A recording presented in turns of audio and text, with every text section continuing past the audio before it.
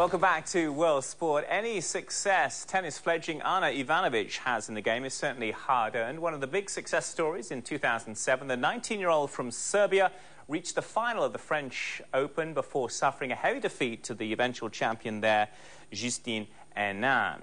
But she bounced back to reach the Wimbledon semis, where she succumbed to eventual champion as well, Venus Williams. Our Pedro Pinto caught up with her to compile this fascinating insight.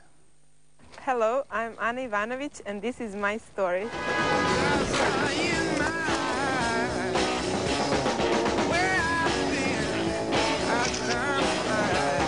Could you put some mic, please? It's mic. Thank you. Can you tell us a little bit about how you got involved in the game? Yes, from the early age, I never played with dolls. I always carried some rackets or balls around. And then when I was 5, I really liked Monica Seles. I watched tennis all the time on TV.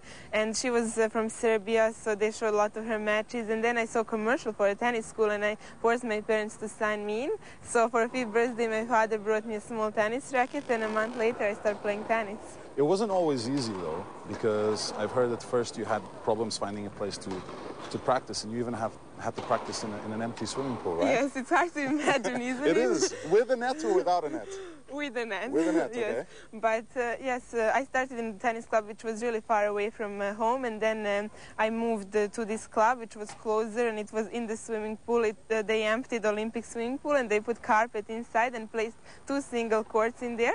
But because the wall was so close, we couldn't really play cross, so it was a little bit hard practicing, but I guess we didn't know for better, so we appreciate what we had, because there was not many indoor courts in Serbia at all, but now I hope it will change. But actually, kids are still practicing there. They are? They are. It still exists. Well, now you have to name that swimming pool maybe the Ana Ivanovic swimming pool one day, and then it'll be famous for that. Maybe. Actually, also Tipsarevic, he came from same club, so he practiced there as well. How did it all start, and how did you spot Ana first, and how did you two get together? It started a few years ago, actually around 4 or 5 years ago. I was playing tennis in Switzerland, not professional and not really good, but I played tennis, and the guy that was actually coaching me, training me, was a Serb. So one day he came up to me and said, Dan, you know, I know you're doing some stuff, because I have a company called Juice Plus, so I'm in the nutrition business.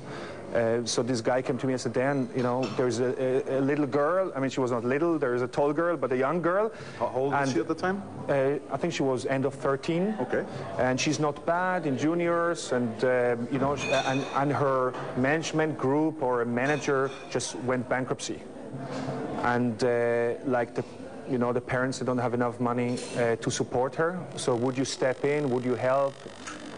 You know, for me it was actually a normal thing, because I was investing in companies, I was, you know, having share of some other stuff, but I thought like it would be exciting, it would be a great challenge to work with a human, to do something, you know, not a product or a company, but to work with somebody that is alive, and with a business that is very alive. So it was actually, I just wanted to meet them and find out if I can do it. Yeah, but it's hard, because if someone comes out pretty much out of the blue and says, look, I've got someone that you should have a look at and you should invest money in, yeah. I mean, that's a risk. You're taking a risk because you don't know.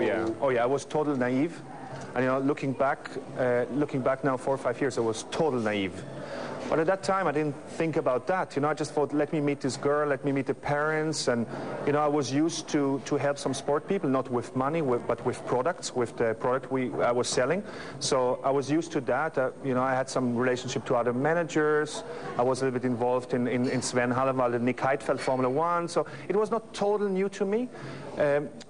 But I mean, it was like, you know, I know managers that you know, they have 20 players and nobody's in top 10. So looking back, I was very naive, and everything went well, but I couldn't tell then. So for me, it was just, let's have fun, let's do something risky, and let's see if it works or not. You've been associated now with Ana, trying to make her one of the top players in the world. How tough is it to keep her motivated and to keep her on top of her game?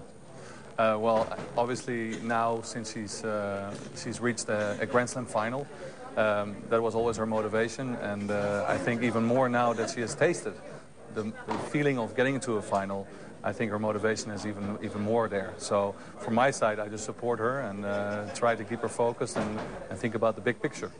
I know her since I think we were 5 years old. We're the same age, so her father went with my uncle together in the school, so that's how we met each other. But we were really young, 4 or 5 years old, and we basically started at the same age to play tennis in the same city in Belgrade. But we didn't play together. She played in another tennis club, but we grown up together basically, you know, on the tournaments, under 10, under 12, under 14, you know, back in Serbia or in Europe. And, you know, she's a fantastic person, fantastic girl, and she's very talented, and as you can see now, she's playing very good.